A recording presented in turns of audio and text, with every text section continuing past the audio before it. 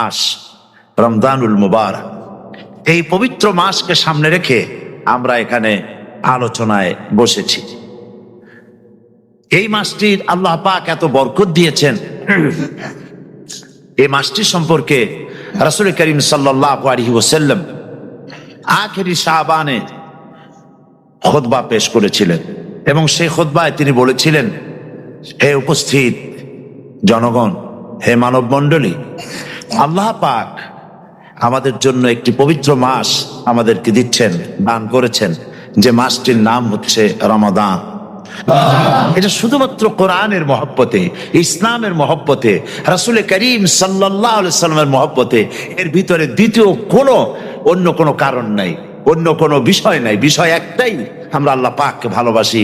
মৃত্যু পর্যন্ত যেন আল্লাহ পাকের মহব্বত, রসুলের মহব্বত, কোরআনে কারীমের মহব্বত, হাদিসের মহব্বত, ইসলামের মহব্বত দিয়ে আল্লাহ পাক আমাদের দিলগুলিকে যেন ভরে দেন। আমরা আজকে এখানে যখন আলোচনা করছি, এই মাসটা হচ্ছে মাহে শাবান। কি মাস বলুন তো? মাহে শাবান। শাবানের শেষ পর্যায়ে আমরা চলে এসেছি। আমরা এখন মুখোমুখি হয়েছি মাহে রমজানুল মুবারক।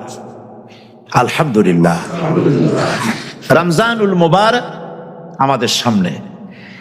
12টি মাসের মধ্যে শ্রেষ্ঠ মাস রমজানুল মুবারক। এই পবিত্র মাসকে সামনে রেখে আমরা এখানে আলোচনায় বসেছি।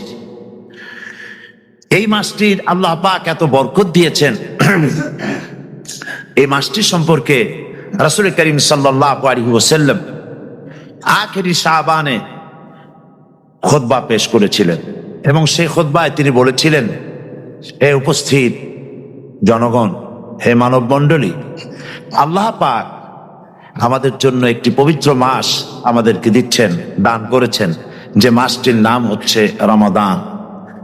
রমাদান হচ্ছে রামদুন, রা মিম দত, রম ধাতু থেকে উৎপত্তি। এর অর্থ হচ্ছে জ্বালান, পুড়িয়ে দেওয়া, ভস্ম করে দেওয়া।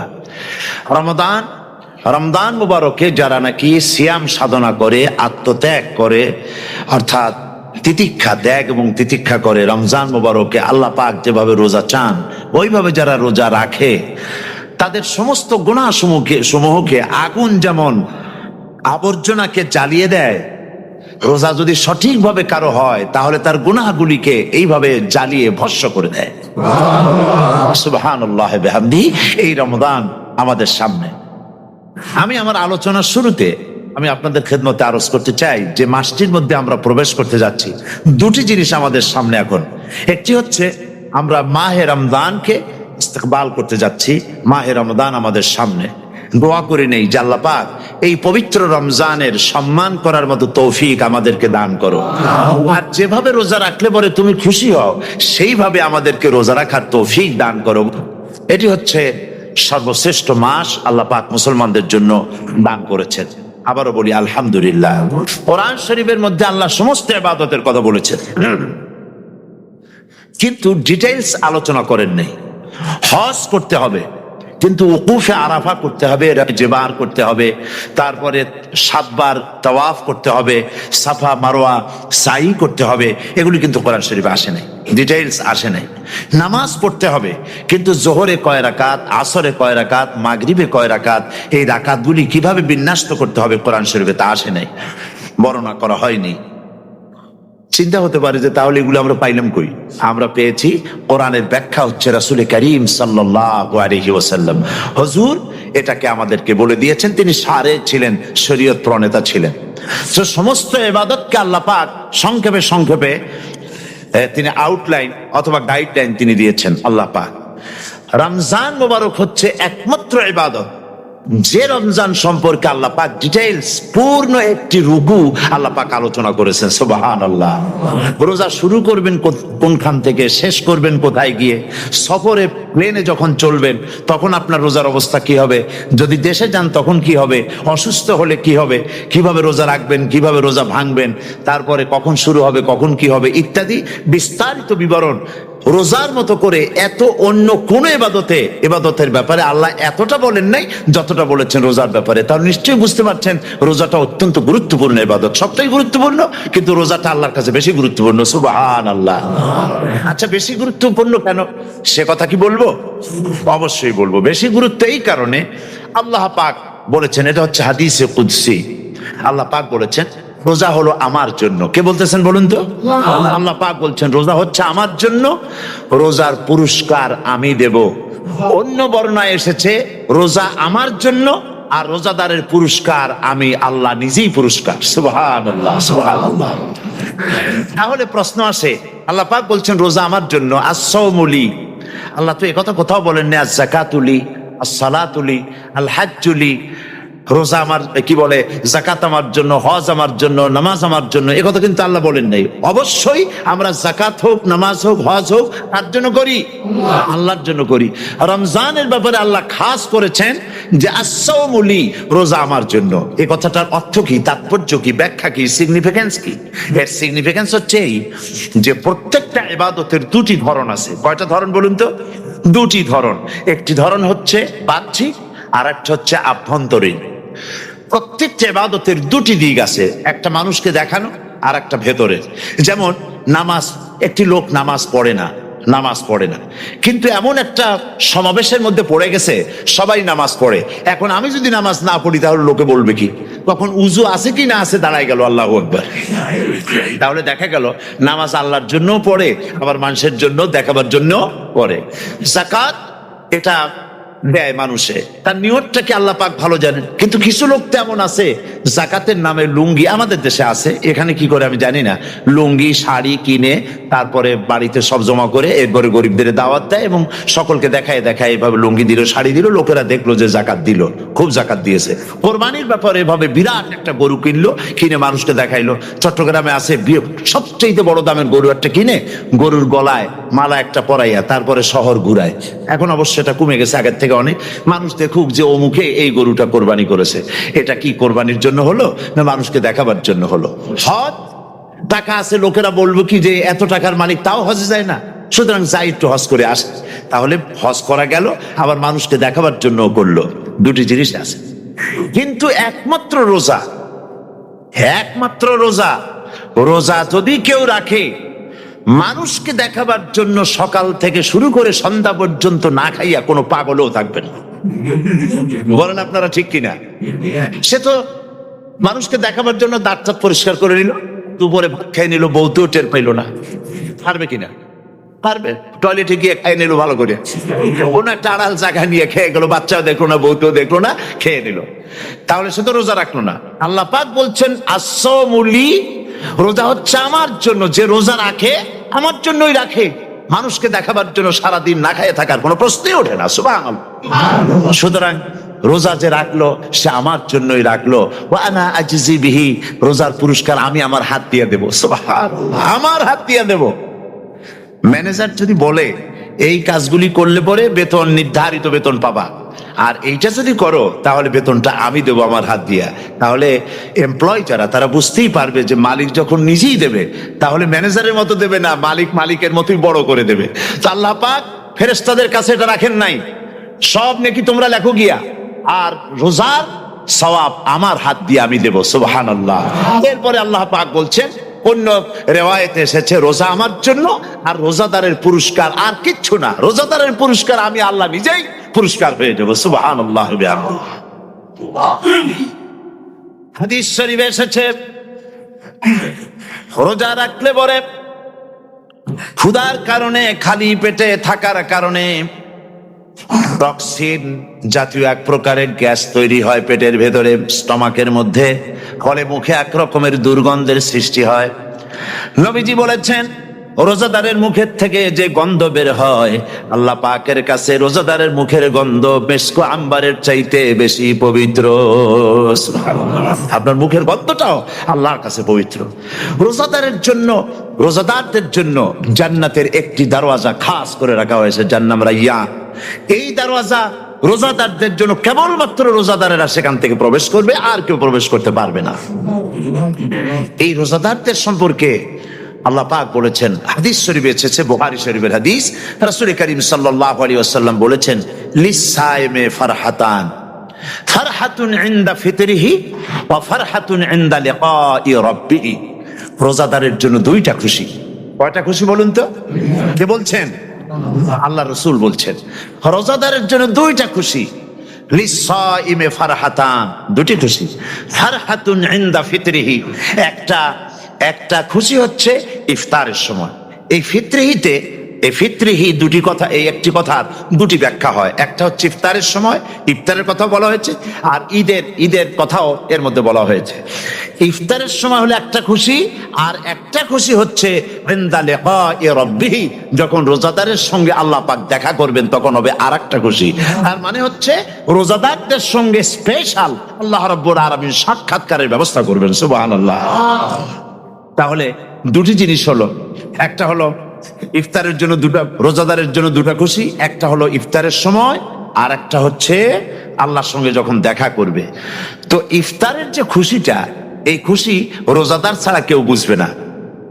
ইফতার সারাদিন রোজা রাখার পর সামনে পেঁয়াজি, বেগুনি, সালাদ, তরমুজ, মিষ্টি, তারপরে আম্বালা সুইট মিটের নানান রকমের মিষ্টি, এরপরে মুড়ি, কত কিছু সব সামনে নিয়ে বসে আছে। দেখছেন অবস্থা? সমস্ত কিছু সামনে বসা, ঘড়ির দিকে তাকানো। আপনি যদি 5 মিনিট আগে খান, ফেরেশতা এসে মুখের উপর থাপ্পড় মারবে, বেটা খাইলি কে? বলবে কেউ? বলবে না। কোন ফেরেশতা লাঠি নিয়ে দাঁড়ায় আছে? দাঁড়ায় নাই। কিন্তু আপনি খাচ্ছেন না কেন? সুবহানাল্লাহ, সুবহানাল্লাহ বলবেন না? অন্তত 1500 বছর আগে আল্লাহ রাব্বুল আলামিন নির্দেশ করে রেখেছেন, সূর্য সাদা হওয়া থেকে, পূর্ব দিগন্ত সাদা হওয়া থেকে শুরু করে পশ্চিম দিগন্তে যখন কালো রেখা দেখা দেবে, যখন মাগরিব হয়ে যাবে, সূর্যাস্ত যাবে, ততক্ষণ পানাহার আর স্ত্রী সম্ভোগ থেকে বিরত থাকো। 1500 বছর আগে আল্লাহ রাব্বুল আলামিনের এই নোটিশ কিভাবে কার্যকরী হচ্ছে উম্মতের মধ্যে, মুসলমানদের ভেতরে। খাবার সামনে আসে, পিপাসা লেগেছে। এখন তো পিপাসা লাগে না, খুব ঠান্ডার সময়। এখন রোজা রাখতে খুব মজা হবে, তাই না? খুব মজার রোজা। কিন্তু এই রোজা যখন জুন মাস আর জুলাই মাসে আসবে, তখন টের পায় মানুষ রোজা কাহাকে বলে। প্রচন্ড পিপাসা, সামনে সব খাবার পড়ে আছে, একটা খাবারের দিকে রোজাদারের হাত যায় না, ঘড়ির দিকে তাকায় আর চুপ করে বসে বসে আল্লাহর জিকির করতে থাকে। আল্লাহ কয়, ফেরেশতারা দেখ, এই বান্দা বানাইতে নিষেধ করছিলি। সুবহানাল্লাহ। আল্লাহ খুশি হয়ে যান। রোজাদার অপেক্ষা করতে থাকে। ঠিক যখন কাটায় সময়টা এসে গেছে, তখন আল্লাহর নাম করে কোরমা দিয়ে, পানি দিয়ে ইফতার শুরু করে দিল। আল্লাহ পাক খুশি হয়ে গেলেন। এই যে ইফতার, সারাদিন রোজা রাখা ইফতার করায় যে মজা, রোজা রাখলো না এরকম লোকেরাও কিন্তু ইফতার করে না?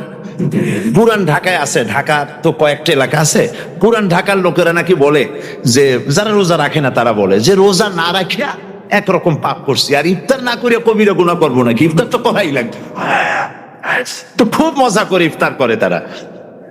তো সারাদিন রোজা রেখে পেঁয়াজি, ছোলা, বুট, মুড়ি খাওয়ায় যে মজা, সারাদিন ভাত খাইয়া তারপরে ইফতারের শরীক হওয়া, ছাগলে ঘাস খাইলে যেমন লাগে ওইরকম তার মুখে লাগে, এই মজা পাবে না। রোজাদারের যে মজা লাগে সেই মজা সে পাবে না। সারা মাস রোজা থাকার পর, আল্লাহর হুকুম মেনে সারা রাত রোজা রাখার পর, তারপরে ঈদের দিনে জামা কাপড় পরিষ্কার করে, শেরওয়ানি গায়ে লাগাইয়া, পাঞ্জাবি পরে, আতর মেখে, এরপরে ঈদের জামাতে যখন দাঁড়ায় যায়, সে যে মজা পায়, সারা মাস রোজা রেখে ঈদের জামাতে গিয়ে সে যে মজা পায়, যে রোজা রাখলো না, ঈদের দিনে খুব জামা, পাজামা, সেন্ট এগুলো মেখে টেকে প্রথম কাতারে গিয়ে দাঁড়ায় গেছে, ও সেই মজা পাবে না। ওর মনের মধ্যে একটা সোর ভাব থেকেই যায়। সে মনে মনে ভাবে, এই জামাত আমার না, জোর করে আসছি, এইখানে দাঁড়াবার যোগ্যতা আমার নাই। মনের মধ্যে সে একটা অপরাধী ফিল করে, সে ফিল করতে থাকে। সুতরাং রোজাদারের জন্য দুইটা খুশি, একটা হচ্ছে ইফতারের সময়, আর একটা খুশি হবে যখন আল্লাহ তাদেরকে দেখা দেবেন। সুবহানাল্লাহ। এই রোজা আল্লাহ পাক দান করেছেন। আচ্ছা, কি জন্য রোজা আমাদের দিলেন? এই জন্য দিয়েছেন যে একটা মাস পৃথিবীর মুসলমানরা না খেয়ে থাকুক দিনের বেলায়, ওই না খেয়ে থাকার যে খাবারগুলি বাঁচবে, এগুলি আল্লাহ অন্য কোনো এলাকার মানুষদের খাওয়াবেন নাকি? এই জন্য করেছেন রোজা? এই জন্য করেন নাই। রোজার ফজিলত আল্লাহর নবী বলেছেন, রমজান মুবারকের এত ফজিলত, মানুষ যখন কোন ইবাদত করে আল্লাহ পাক সেই ইবাদতের নেক আমলের সওয়াব 10 থেকে শুরু করে 700 পর্যন্ত বাড়ায় দেন। 10 থেকে শুরু করে 700 বাড়ায় দেন, ইল্লা সওম, রোজা ছাড়া। নবীজি বলেছেন, রমজান মুবারকে কেউ যদি একটি নফল কাজ আদায় করে, একটি নফল ইবাদত করে, অন্য মাসের একটি ফরজ আদায় করার সওয়াব আল্লাহ পাক নামায় আমলে দিয়ে দিবেন। রমজান মুবারকে কেউ যদি একটি ফরজ আদায় করে, অন্য মাসের 70টি ফরজ আদায় করার মতো সওয়াব আমল নামায় আল্লাহ দিয়ে দিবেন। সুবহানাল্লাহ। এই মাস আমাদের সামনে, আল্লাহু আকবার বলি, আল্লাহু আকবার বলি, আলহামদুলিল্লাহ। এই পবিত্র মাস আমাদের সামনে, এই মাসে এত সব নফল হয় ফরজের মতো, আর ফরজ হয় 70টা ফরজের মতো। এত সব কেন হইল? আমরা না খেয়ে থাকি সেই জন্য নাকি? বলতে পারেন কেন হলো? একটি কারণ, শাহরু রমাদান আল্লাযী উনজিলা ফীহিল কুরআন। সুবহানাল্লাহ বলবেন না? এই রমজান মাস হচ্ছে সেই মাস যে মাসে আল্লাহ রাব্বুল আলামিন কোরআনে কারীমকে নাজিল করেছেন। এই মাসের মধ্যে একটি রাত আছে, খায়রুম মিন আলফি শাহর, যে রাতটি 1000 মাসের চাইতে বেশি গুরুত্বপূর্ণ আল্লাহর কাছে। সুবহানাল্লাহ। একটি রাত 1000 মাসের চাইতে গুরুত্বপূর্ণ। 1000 মাস ক্যালকুলেটর দিয়ে হিসাব করলে দেখা যায় যে 1000 মাসে 83 বছর 4 মাস হয়। তাহলে তার অর্থ কি যে একটানা 83 বছর 4 মাস ইবাদত করলে যে সওয়াব হবে, এই রাত্রে ইবাদত করলে সেই সওয়াব হবে? হতে পারে, এরকম হতে পারে, কিন্তু ব্যাখ্যাটা কি? ব্যাখ্যাটা হচ্ছে, আরবিতে আলফুন শব্দ দিয়ে 1000 বোঝানো হয় না। আরবিতে যখন আলফুন বলা হয় তাহলে বোঝা যায় সংখ্যাধিক্য, বিপুল সংখ্যা, হাজার হাজার হাজার হাজার, থাউজেন্ডস এন্ড থাউজেন্ডস। এইটাকে বোঝানোর জন্য আরবিতে ব্যবহার করা হয় আলফুন, হাজার হাজার। তাহলে আল্লাহ কি বুঝাতে চাচ্ছেন? আল্লাহ রাব্বুল আলামিন তিনি আয়াত দ্বারা বুঝাতে চান, এর ব্যাখ্যা হচ্ছে এই পৃথিবীর মানবতার কল্যাণের জন্য, এই পৃথিবীর মানুষের ভালাইয়ের জন্য, মঙ্গলের জন্য হাজার হাজার মাস ধরে এই পৃথিবীর মানুষের যে কল্যাণ হয় নাই, এই রমজান মুবারকে একটা রাত আছে যেই রাতে আল্লাহ রাব্বুল আলামিন মানবতার সেই কল্যাণ করেছেন। সেই কল্যাণ কি দিয়ে করেছেন? শাহরু রমাদান আল্লাযী উনজিলা ফীহিল কোরআন, কোরআন নাজিল করে পৃথিবীর মানুষকে সেই কল্যাণ আল্লাহ দিয়েছেন। সুবহানাল্লাহ।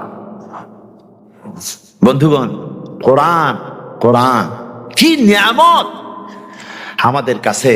সেই নিয়ামতকে আমরা চিনলাম না, আমরা বুঝতে পারলাম না কত বড় নিয়ামত আল্লাহ আমাদের দান করেছেন। এই কোরআন যেন আপনি শুনতে পারেন, পড়তে পারেন, বুঝতে পারেন, সেই জন্য আল্লাহ রাব্বুল আলামিন শরিয়াত কি সুন্দর ব্যবস্থা করেছে। কোরআন শোনার জন্য রমজান মুবারকে তারাবিহের নামাজের ব্যবস্থা করা হয়েছে। সুবহানাল্লাহ, সুবহানাল্লাহ।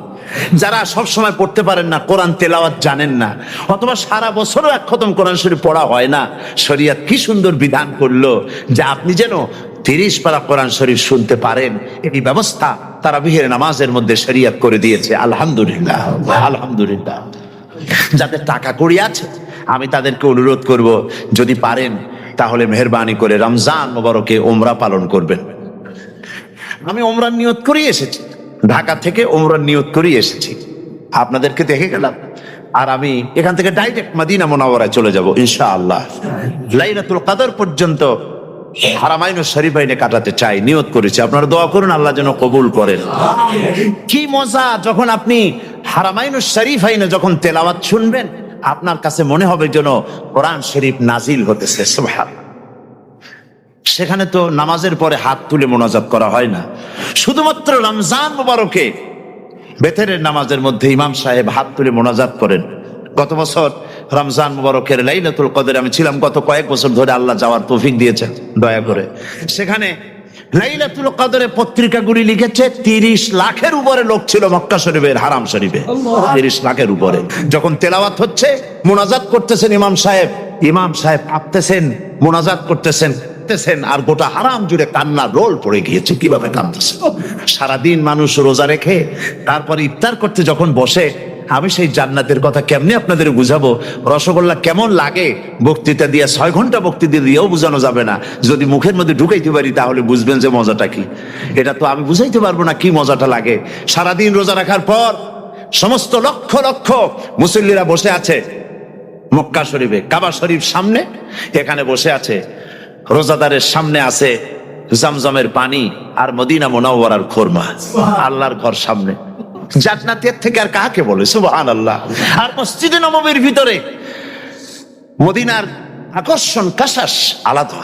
মদিনা শরীফের আপনাকে যদি পাইয়া যায় কোনো আরব, কোনো মাদানী, আপনারা ছাড়বি না, আদর করে পাশে বসাবে। তোমারে আমি এই জিনিস খাওয়াবো, এইটা দিয়ে ইফতার করাবো, আমার কাছ দিয়ে তুমি উঠতেই পারবে না।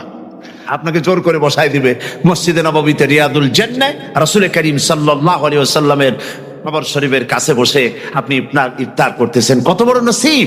সেই জন্য আমি বলি, হলিডে করার জন্য আমেরিকা, সিঙ্গাপুর, হাবিজাবি এই সমস্ত ঘুরে কোনো লাভ নাই। হলিডে করতে চান, রমজান মুবারকে চলে যান হারামাইন শরীফাইন, মদিনা আল মুনাওয়ারা, মক্কা আল মুকাররমা। কপাল খুলে যাবে, জিন্দেগীর সমস্ত গুনাহ খাতা আল্লাহ পাক মাফ করে দিবেন। রাসূল করিম সাল্লাল্লাহু আলাইহি ওয়াসাল্লাম বলেছেন, রমজান মুবারকে যে উমরা করলো সেজন্য হজ আদায় করলো। সুবহানাল্লাহ। অন্য রিওয়ায়াতে এসেছে, যে ব্যক্তি রমজান মুবারকে উমরা করলো সেজন্য আমার সাথে হজ আদায় করলো। সুবহানাল্লাহ। তো বলতেছিলাম যে কোরআনে কারীম হচ্ছে একটি বিরাট নিয়ামত। এই নিয়ামত শোনানো হয় রমজান মুবারকে। আমি এবার এসে খুব খুশি হলাম একথা শুনে যে ইস্ট লন্ডন মসজিদ তারা একটা ব্যবস্থা করেছে, সুন্দর একটা রেডিও তারা আবিষ্কার করেছে। না কি করছেন আপনারা? ট্রান্সমিটার তৈরি করেছেন। ওনারা ওখানে রেডিও বিক্রি করেন, আপনারা বহুটা খরচ করেছেন, তারা হাজার হাজার পাউন্ড খরচ করে টাওয়ার বানিয়েছেন এবং একটা ফ্রিকোয়েন্সি তারা নিজেরা নিয়েছেন, আর রেডিওগুলি 125 পাউন্ড করে ওনারা দিচ্ছেন খরচ হিসেবে। এটা যারা নিয়ে যায় ঘরের মধ্যে বসে তারাবিহের তেলাওয়াত তারা শুনতে পাবেন। মহিলারা অনেক সময় আসতে পারেন না, মহিলারা ঘরে বসে শুনতে পারবেন। ওই ইস্ট লন্ডন মসজিদে যত ওয়াজ হবে, তেলাওয়াত হবে, নামাজ হবে, আজান হবে, ওয়াজ হবে, জিকির হবে, সব আপনার ঘরে বসে আপনি শুনতে পারবেন। আল্লাহ রাব্বুল আলামিন এই ইকদামকে, এই পদক্ষেপকে আল্লাহ কবুল করুন, সবাই বলেন আমিন। এবং প্রত্যেকের ঘরে ঘরে এই রেডিও পৌঁছে যাক, আমরা বলি আমিন। আল্লাহ যেন কবুল করেন। আপনি ঘরে বসে মসজিদের সমস্ত প্রোগ্রাম পেতে পারবেন। আর কি সুন্দর, সেখানে যিনি তেলাওয়াত করেন, আজান দেন, আলহামদুলিল্লাহ, তার আজান শুনলে পরে তো মনে হয় যে আমি মক্কা শরীফে চলে গেছি, মদিনায় চলে গেছি। আর তেলাওয়াত কত সুন্দর, আলহামদুলিল্লাহ। আল্লাহ তার প্রতি রহম করুন, আমরা বলি আমিন। সারা জীবন, সারা মাস অন্যায় করার পরে, গুনাহ করার পরে মানুষের অন্তঃকরণে কালিমা লেগে যায়। আল্লাহ রাব্বুল আলামিন রমজান মুবারকের একটা ব্যবস্থা করেছেন, ইঞ্জিন ওভারহোলিং এর মতো, ইঞ্জিন ডাউন দেওয়ার মতো। আপনার কালকে, আপনার আত্মাকে, আপনার বিবেককে, আমার বিবেককে পরিষ্কার করার জন্য রমজান মাস করে দিয়েছেন। রমজান মুবারকের একটি মাসের কোর্স যদি কমপ্লিট করা যায়, তাকওয়া দিয়া যদি ভরে দেওয়া যায়, তাহলে বাকি 11 মাস আরামসে চলবে, কোনো অসুবিধা হবে না। নবীজি বলেছেন, রমজান মুবারকে মাস আসার সঙ্গে সঙ্গে আল্লাহ রাব্বুল আলামিন তিনি জান্নাতের সমস্ত দরজাগুলি খুলে দেন, আর জাহান্নামের সব দরজাগুলি আল্লাহ রাব্বুল আলামিন বন্ধ করে দেন। সুবহানাল্লাহ। আর শয়তানকে শৃঙ্খল দিয়ে বেঁধে ফেলা হয়, শিকল দিয়ে শয়তানরা বান্ধা হয়ে যায়। এই হাদিসটা যখনই শোনাই বিভিন্ন জায়গায়, লোকেরা বিভিন্ন জায়গায় প্রশ্ন করে, হুজুর কোন তো যে শয়তানরে বান্ধা হয়, কিন্তু রমজান মাস হতো লোকেরা মদ খায়, মিথ্যা কথা কয়, তাহলে শয়তান বান্ধা থাকবো কেমনে? আমি বলি, দেখেন এরও ব্যাখ্যা আছে। এর ব্যাখ্যা হলো এই, কোন ঘড়ি আছে একবার চাবি দিলে 6 মাস চলে, আর একবার চাবি দিলে 2 বছর চলে, আবার চাবি দিলে লাইফ চলে যায়। এরকমের ঘড়িও আছে। কোন মানুষের শয়তানে এমন চাবি দিছে যে চাবিতে 6 মাস চলে, কোনটায় 10 মাস চলে, কোনটায় বছর চলে। রোজার মাসেও যারা গুনাহ করে, শয়তানে এমন চাবি দিছে যে রোজার মাসেও বন্ধ হচ্ছে না। এরা শয়তানের খপ্পরে পড়ে গেছে। আল্লাহ এই চাবি থেকে মুসলমানদেরকে হেফাজত করুন, বলি আমিন। জোরে বলেন আমিন। শয়তান থেকে পানাহ কেউ দিতে পারে না, কোন গভর্নমেন্ট পারবে না। ব্রিটিশ গভর্নমেন্ট পারবে নাকি? আমেরিকান গভর্নমেন্ট কেউ পারবে না। শয়তান থেকে পানাহা দিতে পারে কেবলমাত্র কে? ওই আল্লাহ রাব্বুল আলামিন আমাদেরকে শিখায় দিয়েছেন শয়তানের ওয়াসওয়াসা থেকে আমার কাছে পানাহা চাও। আউযু বিল্লাহি মিনাশ শাইতানির রাজিম। বিতাড়িত মরদুদ শয়তানের ওয়াসওয়াসা থেকে পানাহা চাই, আল্লাহর কাছে পানাহা চাও। আল্লাহ পাক বলেন আমি পানাহা দিতে পারি শয়তানের ওয়াসওয়াসা থেকে। শয়তান থেকে আশ্রয় একমাত্র সিকিউর, নিরাপত্তা পেয়েছেন আল্লাহর পয়গম্বরেরা। সুবহানাল্লাহ।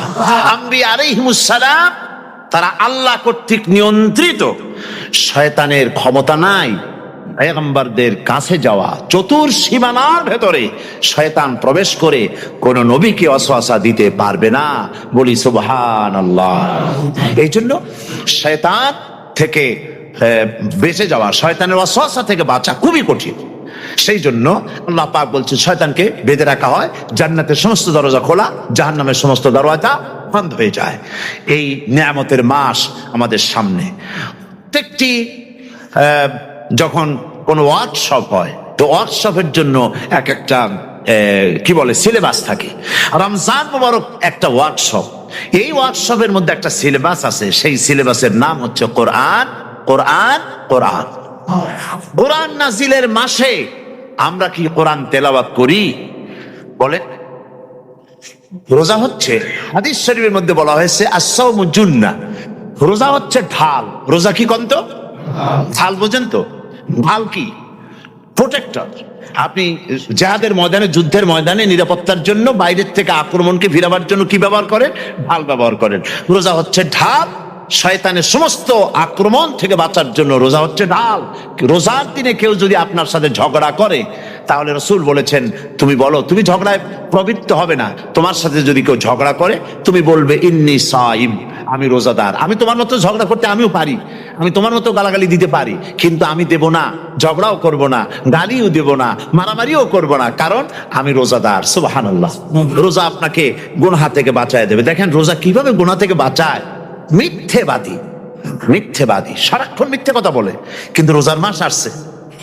এখন মিথ্যাবাদী যারা, তাদের ঘনিষ্ঠ লোকদের কাছে শুনেছি যে তারা বলে, যদি কোনো লোক দিনের বেলা এসে যায় আর এমন কথা, যে কথা বলতে গেলে মিথ্যা বলা ছাড়া উপায় নাই তার জন্য, সে তখন বলে ভাই তুমি তো অসময় আসছো, এখন আমি খুব ব্যস্ত, আই এম ভেরি বিজি, তুমি রাত্রে আসো। কথা বুঝতে পেরেছেন তো? রোজা হচ্ছে কি? রোজাটা কি বলে? ঢাল। কোন মেয়ে লোকের দিকে চোখ পড়লো, আহা আমি তো রোজাদার, চোখকে সাথে সাথে নিচে নামায় ফেললো। গানের আওয়াজ আসলো, আমি তো রোজাদার, সে গানটা শুনলো না। কাজী সমস্ত গুনাহ থেকে বাঁচার জন্য রোজা একটা বিরাট হাতিয়ার। সুবহানাল্লাহ। এই মাসে আল্লাহ রাব্বুল আলামিন এই মাসটা, এই রোজাটা কেন দিয়েছেন? লাআল্লাকুম তাত্তাকুন। ইয়া আইয়ুহাল্লাযীনা আমানু কুতিবা আলাইকুমুস সিয়ামু কামা কুতিবা আলাল্লাযীনা মিন ক্বাবলিকুম লাআল্লাকুম তাত্তাকুন। হে বিশ্বাসীরা, তোমরা যারা ঈমান এনেছো, শোনো, আমি রোজাকে তোমাদের জন্য ফার্জ করেছি, যেমন করে ফার্জ করেছিলাম তোমাদের পূর্বপুরুষদের উপরে। রোজা শুধু আমাদের উপরে ফরজ হয়েছে তা না, আমাদের আগে যারা যেসব নবীরা আসছিলেন তাদের উপর রোজা কি ছিল? ফরজ ছিল। সুতরাং এই রোজা তোমাদের উপরে ফরজ, এই জন্য লাআল্লাকুম তাত্তাকুন, যাতে করে তোমরা কি হতে পারো? পরেজগার হতে পারো। কি হতে পারো? পরেজগার, মুত্তাকি হতে পারো, আল্লাহকে ভয় করতে পারো। একমাত্র আল্লাহর ভয় মানুষকে ভালো বানাতে পারে।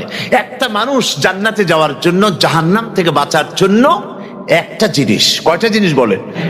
একটি জিনিস যদি ভেতরে থাকে তাহলে সমস্ত গুনাহ থেকে বাঁচতে পারে। আর একটি জিনিস যদি না থাকে তাহলে এমন কোনো কাজ নাই পৃথিবীতে যা সে করতে পারে না। সেই কাজটার নাম কি?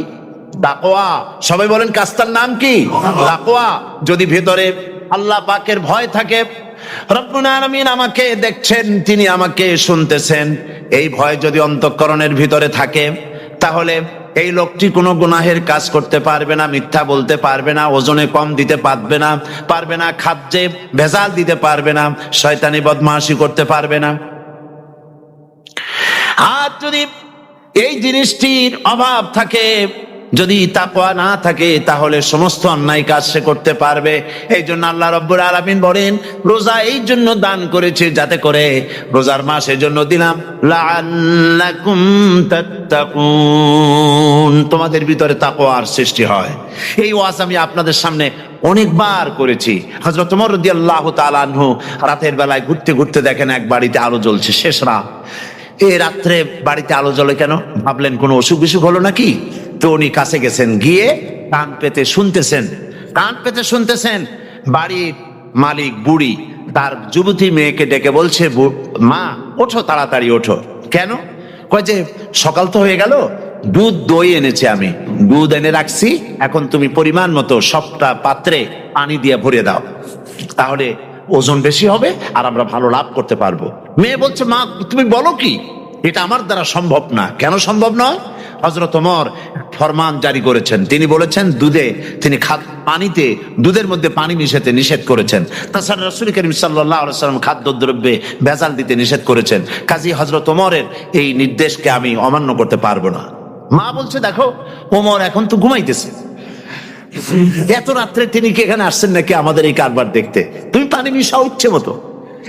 মেয়ে বলছে, মা হযরত ওমর ঘুমাতে পারেন, তার পুলিশেরা, তার গোয়েন্দা বিভাগের লোকেরা ঘুমাতে পারেন, হযরত ওমরের চোখকে ফাঁকি দেওয়া যাবে, হযরত ওমরের পুলিশকে ফাঁকি দেওয়া যেতে পারে, কিন্তু আল্লাহ রাব্বুল আলামিনের চোখকে ফাঁকি দেওয়া যাবে না। আমার পক্ষে সম্ভব নয়, আমি দুধে পানি মিশাতে পারবো না। হযরত ওমর রাদিয়াল্লাহু তাআলা চলে গেলেন, গিয়ে তার ছেলেকে ডেকে বললেন, ছেলে আমি তো এখন বুড়া হয়ে গেছি, আমার বিয়ের বয়স নাই, আমি একটা মেয়ের খোঁজ নিয়ে আসছি, যদি আমার বয়স থাকতো এই মেয়েটার আমি বিয়ে করতাম। সুবহানাল্লাহ, সুবহানাল্লাহ। এই মেয়েটা তুমি খোঁজ নাও, যদি বিয়ে না হয়ে থাকে তুমি প্রস্তাব দাও বিবাহের। কি সৌন্দর্য তিনি দেখলেন মেয়েটার মধ্যে, স্বাস্থ্য, রূপ, যৌবন, কি দেখলেন? তাকওয়া। জোরে বলেন না, কি দেখলেন? তাকওয়া। এই তাকওয়া তিনি দেখলেন। এই তাকওয়ার উপরে ভিত্তি করে আমিরুল মুমিনিন, অর্ধেকটা পৃথিবীর প্রেসিডেন্ট, খলিফাতুল মুসলিমিন, আমিরুল মুমিনিন হযরত ওমর তার ছেলের জন্য পুত্রবধূ করে তাকে ঘরে নিয়ে আসলেন। সুবহানাল্লাহ। ফায়দা কি হলো? ফায়দা এই হলো, এই মেয়ের গর্ভে যে মেয়ে হলো, সেই মেয়ের গর্ভে ফারুকে সানি হযরত ওমর ইবনে আব্দুল আজিজ রাহমাতুল্লাহ আলাইহির মতো ফারুকে সানি আল্লাহ দান করে দিলেন। সুবহানাল্লাহ ওয়া বিহামদি। এটার নাম হচ্ছে তাকওয়া। এই তাকওয়ার ব্যাপারে হযরত ওমর রাদিয়াল্লাহু তাআলা আনহু তিনি হযরত কাব বিন উবাই রাদিয়াল্লাহু তাআলা আনহুকে জিজ্ঞেস করেছিলেন যে তাকওয়ার একটা ব্যাখ্যা আপনি কি আমাকে বলতে পারেন, তাকওয়ার ব্যাখ্যাটা কি? তিনি বলেন, হ্যাঁ পারি। কি ব্যাখ্যা? তিনি বলেন যে দেখুন, তাকওয়ার ব্যাখ্যা হচ্ছে এই যে সংকীর্ণ একটি রাস্তা, সরু ন্যারো একটা রোড, এই ন্যারো রোডের দুই দিকে আছে কাঁটাযুক্ত লতা পাতা, এই কাঁটাযুক্ত লতা পাতার মধ্য দিয়ে এই সরু রাস্তা দিয়ে আপনি যখন যাবেন তো কিভাবে যাবেন? হযরত ওমর বললেন, আমার জামা কাপড় এইভাবে খুব আটোসাটো করে আমরা যাব, যাতে করে গায়ের চামড়াও না ছেড়ে আমার জামাও যাতে না ছেড়ে যায়। হযরত কাব বিন উবাই রাদিয়াল্লাহু তাআলা আনহু বলছেন, এটার নামই হচ্ছে তাকওয়া। এটার নাম কি? তাকওয়া। এটার নাম হচ্ছে তাকওয়া। দুনিয়ার অসংখ্য পাপের ভেতর থেকে আপনি চলে যাবেন, পাপ যেন আপনাকে স্পর্শ করতে না পারে। এটার নাম হচ্ছে তাকওয়া। আর তাকওয়া লম্বা জামায় তাকওয়া হয় না, লম্বা দাড়িতে তাকওয়া হয় না, পাগড়ি একটা বানলেই তাকওয়া হয় না। রাসূলুল্লাহ সাল্লাল্লাহু আলাইহি ওয়াসাল্লাম বলেছেন তাকওয়া হা হুনা, হা হুনা, হা হুনা, তিনবার বলেছেন, বুকের দিকে দেখায় বলেছেন তাকওয়া হা হুনা। তাকওয়া হচ্ছে এখানে। এর অর্থ এই নয় যে আমি দাড়িকে আমি ছোট করে দেখছি, জামাকে ছোট করে দেখছি, তা নয়। কিন্তু বলছি যে তাকওয়াটা হচ্ছে অন্তরের ভেতরে, এই অন্তরের ভেতর থেকেই এটার বহির প্রকাশ হতে হবে। আপনার কথায়, আপনার বলায়, আপনার ওঠায়, আপনার বসায়, আপনার চালচলনে, আপনার বিয়ে শাদীতে, আপনার ব্যবসা বাণিজ্যের সর্বত্র তাকওয়ার ছাপ প্রদর্শিত হতে হবে। তাহলেই আমার মধ্যে তাকওয়া এসেছে বলে প্রমাণ হবে। আর এটাই আল্লাহ পাক চান, রমজান মোবারকে তোমাদের মধ্যে তাকওয়া সৃষ্টি হোক। রোজা সম্পর্কে এই কথাগুলি আমি বলে নিলাম। প্রথম 10 দিন শুধু রহমত নাজিল হবে, দ্বিতীয় 10 দিনে আল্লাহ পাক শুধু মাফ করতে থাকবেন, আর তৃতীয় 10 দিনে আল্লাহ পাক জাহান্নাম থেকে মুক্ত করে দিবেন। সুবহানাল্লাহ। রমজানে মক্কা শরীফে, মদিনা শরীফে ছোট্ট একটা বাচ্চাও ঘুমায় না, অন্তত 5-7 বছর, 8-10 বছর বয়স হয়ে গেছে এরকম বাচ্চা সারা রাত্রে 1 সেকেন্ডের মধ্যে ঘুমায় না। সমস্ত লোক জাগে, ফজরের নামাজ পড়তে গিয়ে ঘুমায়, সব সমানে 2 হাতে নেকি কামাই করে। নেকি কামাইয়ের মৌসুমে বাহার, রমজান হচ্ছে নেকি কামায়ের বসন্তকাল। আপনারা যেন খবরদার মিস করবেন না খবরদার। এই মাসটা পুরোপুরি কাজে লাগাবার জন্য মায়েরা, আমার মায়েরা, বোনেরা, মেহেরবানি করে এই মাসটা কাজে লাগাবেন। গীবত গাইবেন না, রাগারাগি করবেন না, ঝগড়াঝাটি করবেন না, মিথ্যা কথা বলবেন না, তেলাওয়াত, জিকির, আজগার। আর পুরুষেরাও এই জিকির আজগারের মধ্যে, মানুষকে ভালো কাজের আদেশ করার মধ্যে যা আজকে আল্লাহ আমার দিয়ে বলাইলেন, এই কাজগুলি আমি এবং আপনারা সবাই যেন আমল করতে পারি। আল্লাহ তৌফিক দান করুন। আপনারা এই মোনাজাতের পরে যে যে এলাকায় গিয়ে জামাতে এশার নামাজটা আদায় করবেন, এখানে নামাজের কোনো ব্যবস্থা করা যায় নাই বলে আমরা দুঃখ প্রকাশ করছি। পাশে যেখানে মসজিদ পান, জামাতে এশার নামাজটা খবরদার আদায় করে নেবেন, নামাজ ছেড়ে দেবেন না। 5 ওয়াক্ত নামাজ সঠিকভাবে আদায় করবেন। আর মদের ব্যবসা যাদের আছে, মদের ব্যবসা ছেড়ে দিবেন। আর মদের চাকরি যারা করেন, সেখান থেকে এই চাকরি উঠাইয়া কোনো ভালো জায়গায় চাকরি করার জন্য চেষ্টা করবেন। জেনা, ব্যভিচার, নাচ, গান ইত্যাদি, তাস, পাশা, জুয়া, অন্যায় কাজে যাব না। আল্লাহ যেন কবুল করেন, বলেন আমিন। বলেন সবাই আমিন। এটাই কাজ। শিরক এবং বেদাতের বাড়ির কাছেও আমরা কেউ যাব না। এই তওবা করে খাঁটি মুসলমান হইতে হবে। আমরা কতদিন বাঁচবো জানি না। আল্লাহ পাক যেন আমাদেরকে ঈমানের সাথে রাখেন। যাদের মুখে দাড়ি নাই, আল্লাহ পাক তাদের মুখে দাড়ি লাগায় দিক, বলি আমিন। আপনারা চেষ্টা করেন রসুলের এই সুন্নতটা আমল করার জন্য। যেহেতু আমরা মারা যাবো, চিরদিন বাঁচবো না, তো আল্লাহ রসুলের কাছে কেমনে আমরা আমাদের চেহারা দেখাবো? দামায়, দাড়িতে, টুপিতে, পর্দায়, মেয়ে লোকদের পর্দা করার মধ্যে, সবটার মধ্যে রসুল্লাহর সুন্নত যেন আমরা আমল করতে পারি। আল্লাহ যেন তৌফিক দেন। আল্লাহুম্মা আমিন। রব্বুল আলামিন প্রচন্ড ঠান্ডাকে উপেক্ষা করে হাজার হাজার নারী পুরুষ স্টেপনি গ্রিন স্কুলে আল্লাহ তোমার কোরআন শোনার জন্য, তোমার নবীর হাদিস শোনার জন্য দীর্ঘক্ষণ বসে আছে। এতক্ষণ আমরা যে আলোচনা করলাম, দরুদ ও সালাম পড়লাম, মেহেরবানি করে সওয়াবটুকুন রাসূল করিম সাল্লাল্লাহু আলাইহি ওয়াসাল্লামের রূহ মোবারকে পৌঁছায় দাও। তাম পৃথিবীর মাটির নিচে যত মুমিন মুমিনাত শুয়ে আছেন, আল্লাহ তাদের আরওয়ার পরে সওয়াব পৌঁছায় দাও। রব্বুল আলামিন আমরা সবাই মিলে আজকে দোয়া করি, আমাদের মধ্য থেকে আমাদের আব্বা জান আর আমাদের মা যাদের মারা গেছে, কবরগুলিকে জান্নাতের টুকরায় পরিণত করে দাও। রব্বির হামহুমা কামা রাব্বায়ানি সগীরা।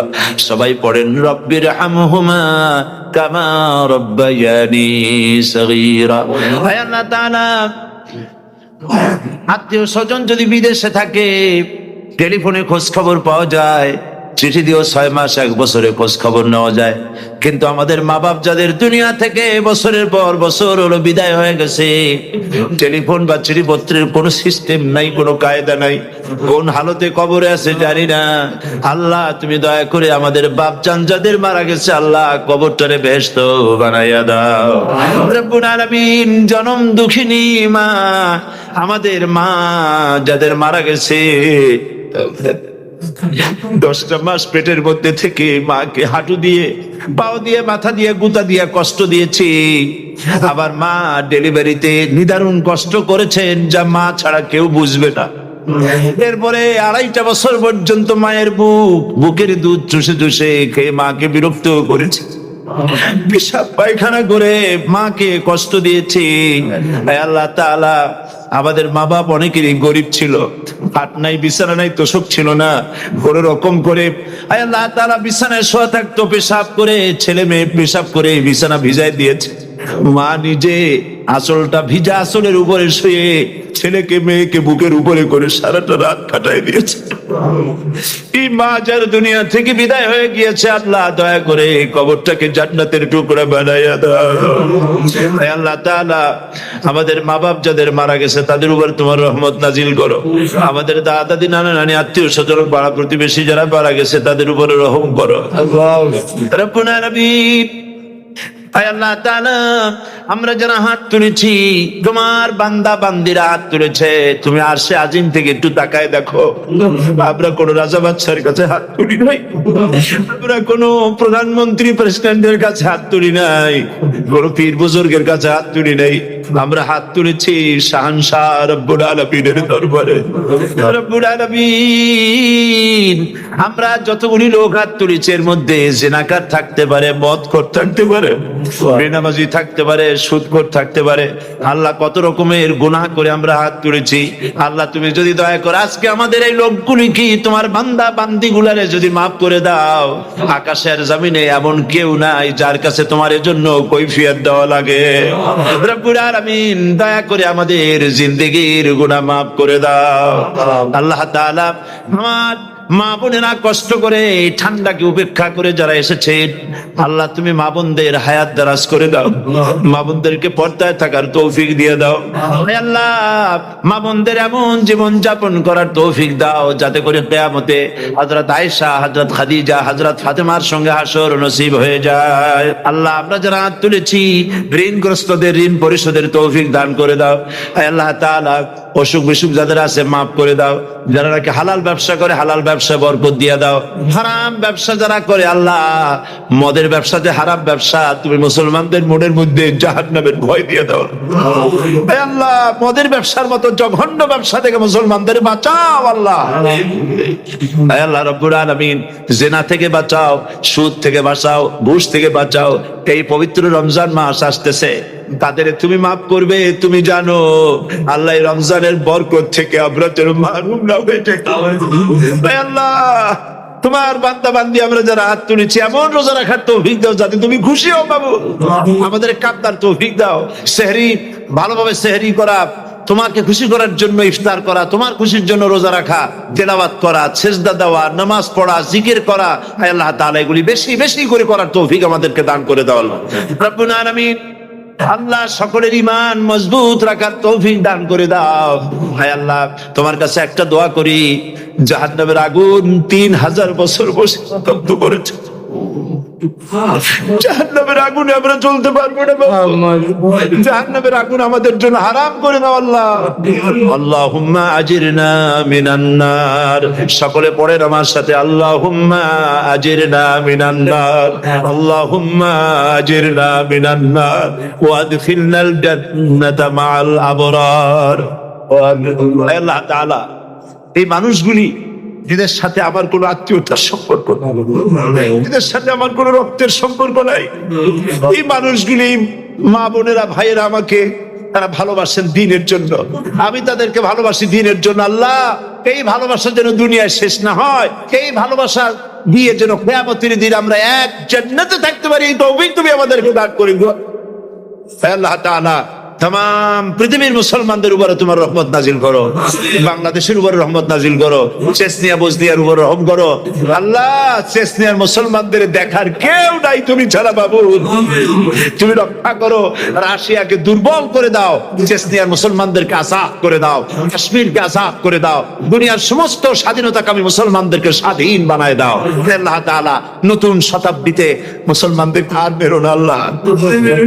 আমরা বুঝতে পেরেছি আমরা নাফরমান, সেই জন্য তুমি রাগ করেছো, সেই জন্য তুমি আমাদের মারতেছো, কাফের দিয়ে মারতেছো। আল্লাহ, আল্লাহ তুমি আমাদেরকে মাফ করে দাও, নতুন শতাব্দীতে ইসলামের বিজয় দিয়ে দাও। আল্লাহ, বিজয়ের আমরা তো আশাও করতে পারি না, যেহেতু আমরা গুনাহগার। সাহাবায়ে কেরামদের সেই কোয়ালিটি আমাদের মধ্যে নাই। আল্লাহ, তুমি দয়া করে তোমার হাবিবের সাদকায় নতুন শতাব্দী, ইসলামের শতাব্দী আল্লাহ তুমি দয়া করে বানাই দিও আল্লাহ রব্বুল আলামিন। আমি জানি না কে কোন দুঃখ নিয়ে এখানে এসেছে, আমি সকলকে কয়েক সেকেন্ড ছেড়ে দিলাম, মাথা নিচু করে চক্ষু বন্ধ করে আল্লাহর কাছে আপনাদের মনের কথাটা বলেন। আল্লাহ পাক দোয়া কবুল করবেন ইনশাআল্লাহ।